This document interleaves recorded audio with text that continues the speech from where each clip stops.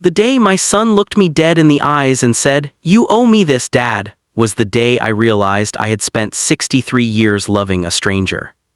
I remember the exact temperature of the room. 58 degrees because my old bones had never adjusted to Colorado winters, and I kept the thermostat low to save money. The same money he was now demanding I hand over like a cashier handing change to someone who hadn't even purchased anything. The same money I had bled for morning after morning, 4:30 alarm clocks and steel-toed boots, and a back that hadn't stopped aching since 1987. I remember the way the kitchen light caught the left side of his face, the face I had watched emerge red and screaming into the world 34 years ago, and I thought, "Who are you?" My name is Daniel Mercer, and this is the story of the day I chose myself. The man I was before that kitchen. You have to understand who I was before that Tuesday in February, because the man I became afterward was so different that I sometimes catch my own reflection and don't recognize the jaw. I was the kind of father who showed up. That sounds simple, and maybe it is, but you'd be surprised how many men of my generation used providing as a synonym for present. I did both. I worked 31 years in the mining industry outside of Pueblo, Colorado, survey work mostly, which sounds cleaner than it was. I came home with dust in my lungs and gravel embedded in my palms, and I still coached Little League. I still sat through every single school play, every parent-teacher conference, every agonizing piano recital where my son Marcus hammered hot cross buns like the piano had personally offended him. His mother, Patricia, left when Marcus was 11. Not dramatically, no screaming, no dishes thrown, no Hollywood ending. She just grew quiet over a period of about 2 years, and then one morning she was gone, and there was a note on the refrigerator that said she needed to find herself, which I always thought was a strange phrase because she seemed to know exactly where she was going. She moved to Sedona, remarried a man named Gerald who sold crystals online. I'm not bitter about Patricia. I genuinely hope she found whatever she was looking for in the Red Rocks. But I want you to understand what that left me with. An 11-year-old boy who cried every night for 4 months, and a father who swallowed his own grief whole because someone had to keep the lights on and the lunches packed. I became both parents. I learned to braid hair badly but earnestly. I attended the mother-son breakfast at Marcus's middle school and didn't flinch when the other kids stared. I drove 4 hours round trip to Sedona twice a year so Marcus could see Patricia, even when she canceled last minute, even when he came back from those visits sullen and closed as a fist. I loved that boy with everything I had. That's the important part. I want that on the record before I tell you what he did. The savings. By the time I was 63, I had managed to accumulate $114,000. To some people that sounds like a modest sum. To others, depending on their world, it sounds like a fortune. To me, it was the physical manifestation of 31 years of not buying new trucks when the old ones still ran, of cutting my own hair, of taking exactly one vacation, a 4-day trip to Yellowstone in 2011, in over 3 decades. It was the architecture of every sacrifice rendered visible. I had plans for that money. Quiet plans, the kind you don't tell people about because saying them out loud feels like tempting fate. I wanted to move somewhere warmer, maybe New Mexico, maybe the Texas Hill Country. I'd seen a small piece of land outside of Fredericksburg that had a creek running through it, and I used to pull up the listing on my phone sometimes just to look at it. I wanted to fish. I wanted to sit on a porch and read books I'd been meaning to read since 1994. I wanted, for the first time in my adult life, to simply rest. I was tired, you see, not lazy tired, bone tired, soul tired, the kind of tired that accumulates like sediment at the bottom of a river, slow, invisible, until one day you realize the whole riverbed has changed. Marcus. My son grew up well, or so I believed. He went to community college, got a degree in business administration, married a woman named Colette whom I liked very much for about 3 years, and then began to find difficult in ways I couldn't quite articulate. They lived 40 minutes from me in a house that was slightly too large for their income, a fact I knew because Marcus had asked me twice to help with mortgage payments. Both times I had helped. Both times he had thanked me warmly and then, within a few months, gone back to driving a truck that cost more than my annual salary had ever been. I want to be fair to Marcus. He worked. He wasn't a bad man in the ways people typically mean when they say bad man. He didn't drink violently. He wasn't cruel in the overt cinematic way. His flaw was subtler and somehow worse. He had developed over the decades a fundamental belief that the world, and specifically I, owed him comfort. I'm not entirely sure where it came from. Maybe Patricia's leaving had cracked something open in him that filled with entitlement instead of resilience.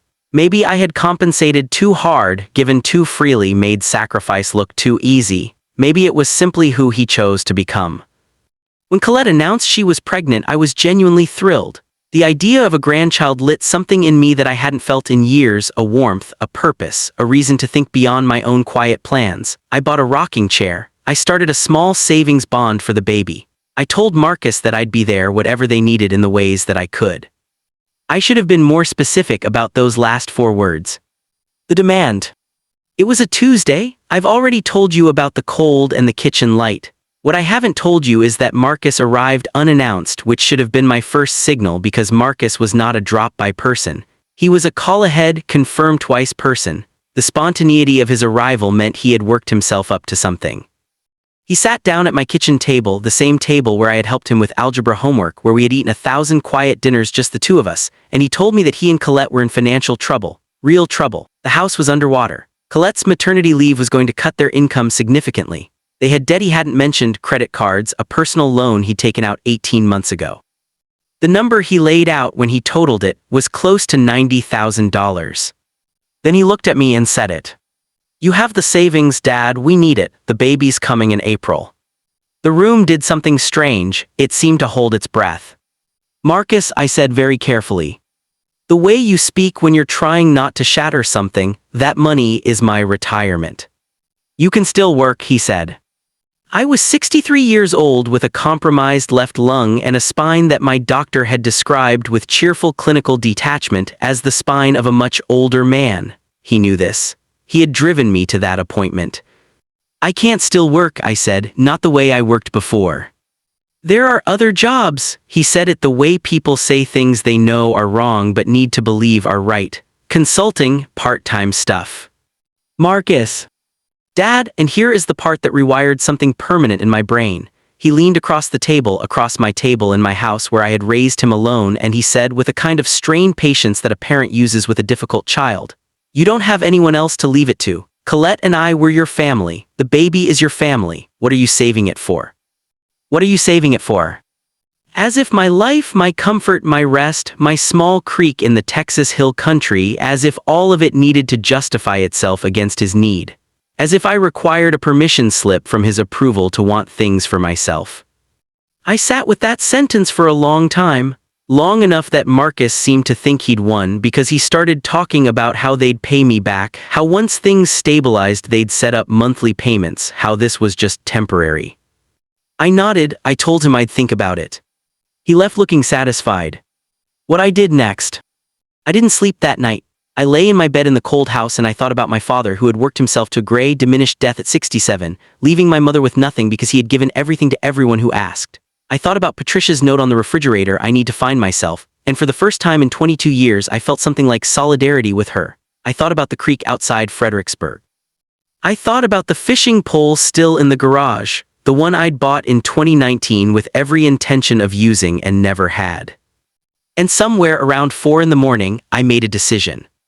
I got up, made coffee, opened my laptop and pulled up the real estate listing I'd been looking at for 2 years. Then I picked up my phone and called the realtor, left a voicemail because it was 4 in the morning, and told her I was interested in making an offer.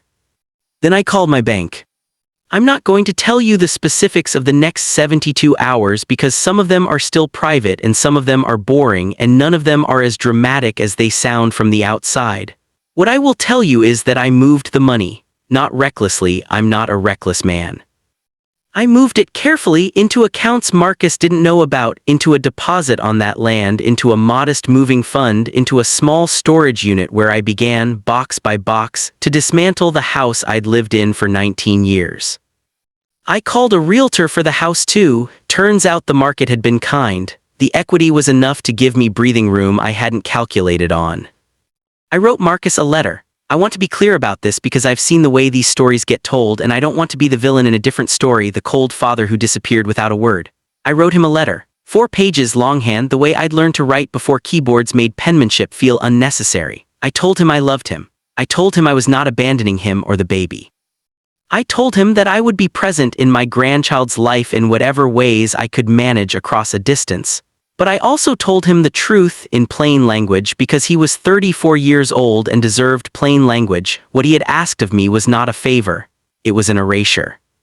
He had looked at the whole of my life's work and decided it existed to solve a problem he had created, and he had done so without shame or hesitation, and I could not allow that to be the final definition of our relationship. I told him I was going somewhere to rest. I told him I'd call when I was settled. Then I sealed the envelope, set it on the kitchen table, my kitchen table, one last time, and I drove away. The creek. The land outside Fredericksburg is smaller than it looked in photographs, which is true of most beautiful things. But the creek is real. I sit beside it most mornings with coffee and watch the light come through the cypress trees, and I think about how I spent 63 years being necessary to everyone except myself. I'm not healed. I want to be honest about that. There are nights when I miss Marcus with a physical ache, when I take out my phone and nearly call him just to hear his voice, when I wonder if I was too severe, too sudden, too much. There are mornings when the guilt settles over me like weather. But then I hear the creak. Marcus called eventually, about 3 weeks after I left. He was angry at first, searingly, blistering angry, the kind of anger that is mostly fear wearing a hard mask. He accused me of abandonment, of selfishness, of cruelty. I let him say all of it. I listened to every word without defending myself because most of it came from a real place of hurt and some small portion of it was even fair. When he finally ran out of words, I said quietly, "I love you, I'm not gone. But I'm not coming back to that arrangement." There was a long silence. Then he asked where I was. I told him Texas. Another silence, then grudgingly, with the petulance of a child who knows he's been caught, "Is it nice?" "It's real nice," I said. He came to visit in June without Colette, and we sat by the creek and didn't talk about the money for 2 full days. On the third morning he looked out at the water and said quietly, "I didn't think about what I was asking, I panicked and you were there and I've always known you'd do anything for me." He paused. I think I used that. It was the most honest thing he'd said to me in years. "Yeah," I said, "you did. I'm sorry, Dad." The creek moved over its stones. Somewhere a bird I didn't know the name of made a sound like a question. "I know you are," I said. "What I want you to understand. I'm not telling this story to make my son look like a monster. He isn't one. He's a man who was raised by someone who loved too freely and drew too few lines, and he grew into the shape that space allowed. That's not entirely his fault. Some of it is mine. But I am 63 years old. I have one compromised lung and a difficult spine and approximately, if I'm lucky, 20 good years left, years in which I can still walk to that creek, still hold a fishing pole, still watch a sunrise without it feeling like an event I'm recovering from. Those 20 years are not a bonus. They are not surplus to be distributed. They are mine. Purchased with 31 years of dust and 4:30 alarm clocks and little league and piano recitals, and driving alone to Sedona and back. Nobody gets to tell you that your rest is selfish. Nobody gets to stand across your kitchen table, the table you bought in the house you built with the money you bled for, and ask you what you're saving it for, as if your own life doesn't qualify as an answer. I drained the account, I packed the boxes, I drove to Texas. And for the first time in 63 years, Daniel Mercer is saving something for Daniel Mercer. The creek doesn't ask me for anything. I find that I love it more than I can say. Sometimes the bravest thing a person can do is simply refuse to disappear into someone else's need. Sometimes love means holding the line. And sometimes, not always, but sometimes, the ones who say you owe them everything are the very ones you need to leave behind, at least long enough to remember who you were before they started counting.